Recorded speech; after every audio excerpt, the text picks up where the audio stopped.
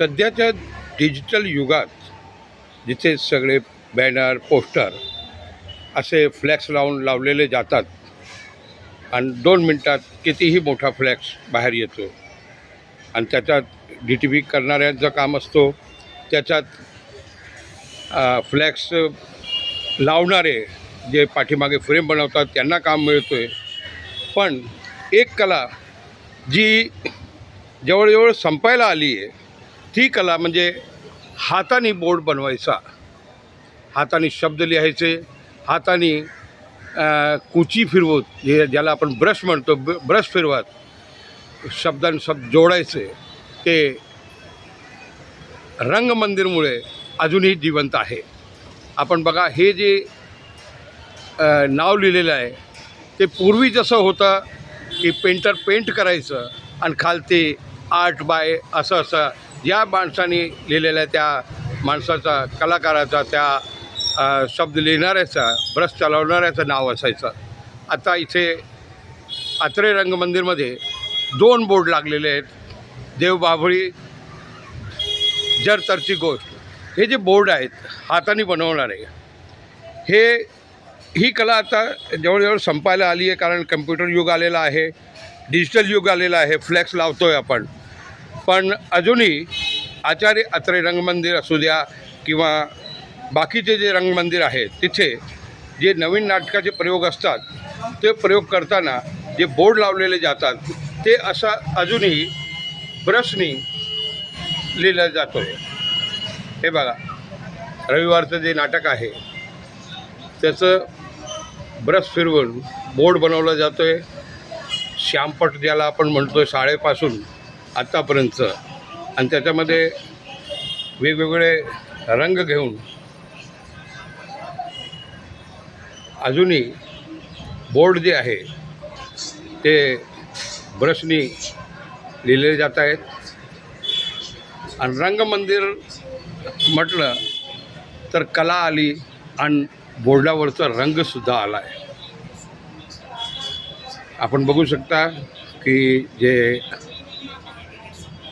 Painter आहे त्यांना आपण त्यावेळेला बोलायचो, आर्ट खालती लिहायचं, त्या आर्ट कलाकाराचं नाव ज्यांनी बोर्ड रंगवलं आहे ते इथे साक्षात आपल्याला आता दिसतोय.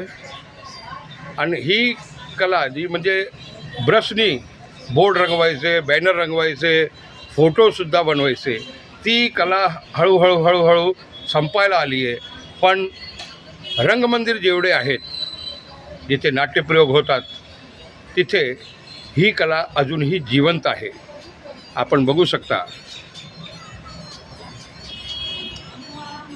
हाताची स्पीड आहे, गती आहे हातांना, आणि वेगवेगळा कलर कसा प्रेक्षकांना आकर्षित करेल.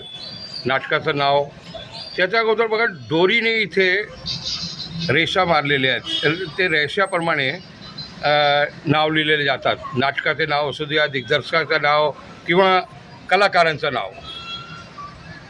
हे बघा एकदम गतीने हात चालत आहे त्यांचे, ब्रश चालतोय.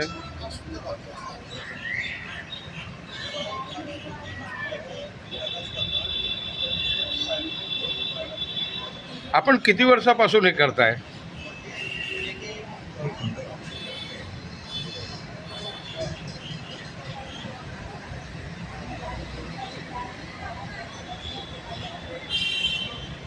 ही कला अजूनही जिवंत आहे. पण डिजिटल युगात फ्लॅक्स आलेत, कम्प्युटरवर डिझाईन बनवलं जातो, त्याच्यानंतर मग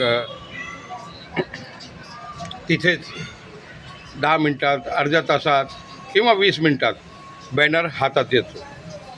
पण त्या बॅनरमुळे कदाचित ही कला संपायला आली होती, पण रंगमंदिरामुळे ही कला अजूनही जिवंत आहे. आपण बघू शकता की प्रत्येक शब्दाला एक वेगळा डिझाईन, शब्द दिसेल, नाटकाचं नाव दिसेल, अशा प्रकारे ते डिझायनिंग केलं जातं आहे.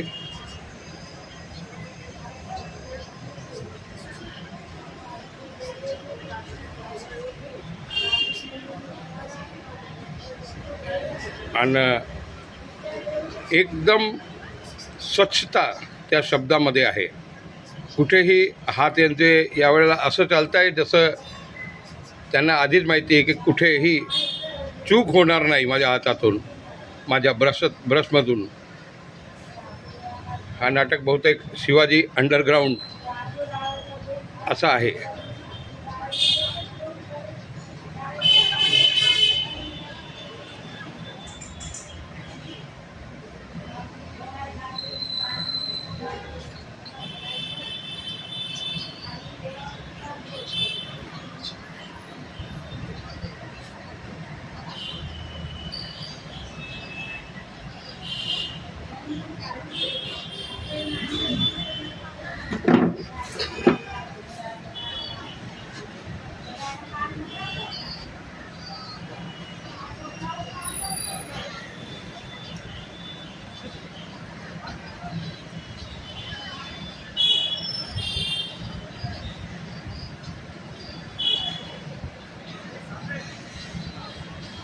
आजच्या युवा पिढीला बहुतेक किंवा युवा रसिकांना बहुतेक माहीत पण नसेल की आधी सगळेच बोर्ड, सगळेच बॅनर हाताने पेंट करण्याची पद्धती होती आणि पेंटरकडे त्यावेळेला वेळ नसायचं. आता 2 मिनटात 20 मिनटात जसं बॅनर काढून मिळतो आहे, त्याच्या आधी सण आला, गणेशोत्सव आला, नवरात्र आले किंवा नववर्ष किंवा बाकीचे काही सण असतात, त्यांचे बॅनर बनवण्यासाठी पेंटरकडे 1 महिना अगोदर ती तारीख घेऊन मग ते त्यांना मॅटर देऊन मग तो पेंटिंगचे काम करायचे. राजकीय बॅनरसुद्धा निवडणुका आल्या की 1-2 महिन्या अगोदर आगाऊ रक्कम देऊनसुद्धा लोक पेंटरला बुक करायचे आणि त्यांना सांगायचे आमचा असं असं मॅटर आहे, आणि ते बॅनर झाल्यानंतर त्याला सुकायला पण वेळ लागायचा. आणि आता बघा, हे रंगमंच पुरता राहिलेलं आहे, पण ही कला अजूनही जिवंत आहे, हे महत्त्वाची आहे. प्रत्येक शब्दाला वेगळा आकार दिला जातो.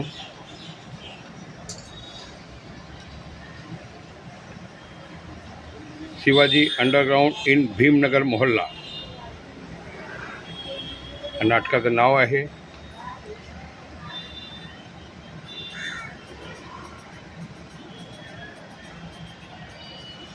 नाटकाची ज्यांनी संकल्पना केलेली आहे त्यांचं नावसुद्धा या श्यामपटावर लिहिलं जातो आहे.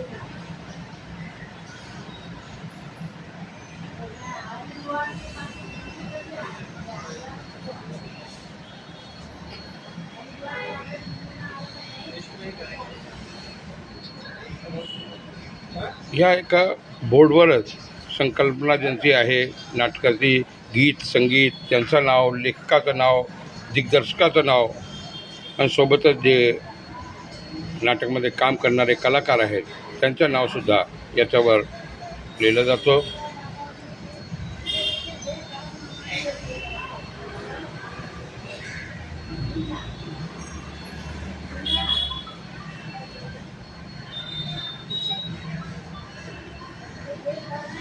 याचं दिग्दर्शकाचं नाव लिहित आहेत.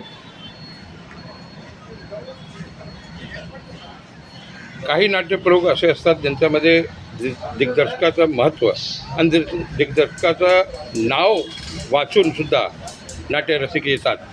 कलाकार कुठलाही असो, जर दिग्दर्शक चांगला आहे तर नाटक चांगलंच असतो, नाटकाचे प्रयोग चांगले असतात. एक अंकी नाटक असू द्या किंवा 2 अंकी नाटक असू द्या, दिग्दर्शक चांगला असला की मंचन चांगला असतो.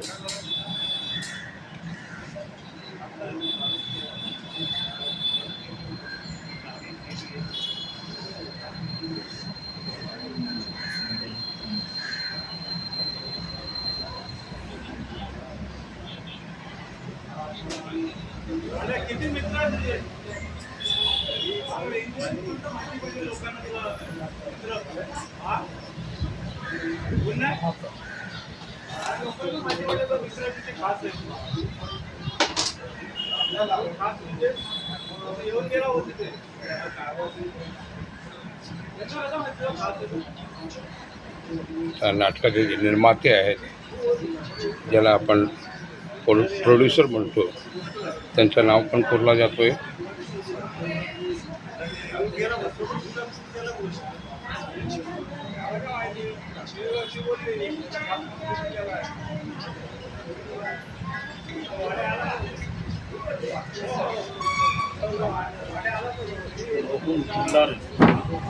हां, ह्या आधी आपलं नाव सांगा. मी हेमंत अजबराव यादगिरे. आज या नाट्यगृहाचा कालच रौप्य महोत्सव झाला आणि साधारण या आचार्य अत्रे मंदिराचं उद्घाटन होतं. माननीय हृदय सम्राट बाळासाहेब ठाकरे यांच्या हातनं उद्घाटन झालं आणि तेव्हापासून 2001 24 मे 2001 पासून या सगळ्या पूर्ण नाटकाचे बोर्ड्स वगैरे मी सुद्धा हाताने पेंटिंग करतो. कधी मी नसतो तर माझ्या हाताखाली पेंटर आहेत, ते करतात. मला 25 वर्षापासून मी इथे आचार्य अत्रे रंगमंदिरामध्ये आहे. तसंच आता सावित्रीबाई फुलेचे पण बोर्ड्स मीच करतो. पहिले मुलुंडला पण जायचो कालिदासला, पण ते आता कमी जातो. आता माझं वय पण 60 झालं, त्याच्यामुळे मी माझा व्यवसाय खरा वेगळा आहे, पण एक कला बंद व्हायला नको त्यासाठी मी आपले हे बोर्ड बनवायला येते. या पैशाच्या आशेने इकडे जास्त येत नाही, कारण काही हाताला एक वळण लागतं. त्यासाठी मी एक कला बंद केलेली नाही. आता मी पोर्ट्रेट वगैरे पण जास्ती काढतो. पोर्ट्रेट असतात माझ्याकडे, गणपतीचे डेकोरेशन असतात, नवरात्राचे डेकोरेशन असतात, परत बरेचसे बाहेरचे इव्हेंटचे माझ्याकडे कामं असतात. नाटकाचे काही सेट पण मी बनवलेले आहेत आणि मी अखिल भारतीय नाट्य परिषदेमध्ये कोषाध्यक्ष आहे. शिवाय माझ्या स्वतःची 4 मंडळं आहेत आणि साई आधार संस्था आहे माझी. त्याच्यामध्ये कसं दिव्यांगांना आम्ही ह्या गोष्टी शिकवतो, जे दिव्यांग आहेत, अपंग आहेत असे. कारण माझा मुलगा थोडा दिव्यांग आहे, गतिमंदमध्ये आहे. त्यालाही मी आज लहानपणापासून खूप हुशार केला आहे. तो आज 29 वर्षाचा आहे. त्या निमित्ताने आपली कला दुसऱ्यांना मी नेहमी देत असतो. माझ्या हाताखाली कमीत कमी 15 ते 20 पेंटर शिकून केले. वा, मला एक विचारायचं होतं की आता ही कला ब्रशनी पेंटिंग करणे, नाव लिहिणे, आधी तर हेच होते फक्त बॅनर वगैरे सगळं बनवायचं. सुरुवातीला तुम्ही सांगू का, पहिले मी बॅनरचे म्हणजे इलेक्शनचे बॅनर्स वगैरे, तेव्हा माझ्या हाताखाली कमीत कमी 18 20 पेंटर लागायचे, कारण त्या कापडावर आम्ही बॅनर बनवायचो. आणि चिन्ह असेल किंवा काय स्वतःची पोर्ट्रेट, म्हणजे इंदिरा गांधी होते, काँग्रेस जास्ती होती पहिले, तर त्यांचे पोर्ट्रेट आम्ही पहिले हाताने काढायचो. इंदिरा गांधी म्हणा, राजीव गांधी म्हणा, अटल बिहारी वाजपेयी म्हणा, सगळ्या पक्षाचे जे काय नेते असतील ते आम्ही पहिले कपड्यावर हाताने काढत असतो. ती खरी मेहनत आणि ती खरी कला आहे. आता का फ्लॅक्सच्या माध्यमातून जो तो आपला गेला की आपलं फ्लॅक्स मारले की फोटो छोटा दिला की मोठा करून भेटतो. त्याच्यामुळे बरेचसे पेंटर खरं बेरोजगार आहे. आता माझे तसे बाकीचे माझे उद्योग असल्यामुळे हे इथे एक माझ्या हाताला चालना मिळावी म्हणून हे काम मी बंद केलेलं नाही. आपला काय संदेश असेल डिजिटल युगात? म्हणजे फ्लॅक्सचे जे बॅनर आहेत त्यांना आम्ही विरोध नाही, पण कसं आहे, तुरंत लगेच जर बॅनर आता कोणाला 100 लागतात, 50 लागतात, ते हाताने होणार नाही का? कोणाला एका दिवसात 2 दिवसात 50 बॅनर लागतात, कारण 80 बॅनर लागतात, मोठे मोठे होल्डिंग पण लागतात. त्या माध्यमातून फ्लॅक्स खरंच चांगलं आहे. धन्यवाद. धन्यवाद.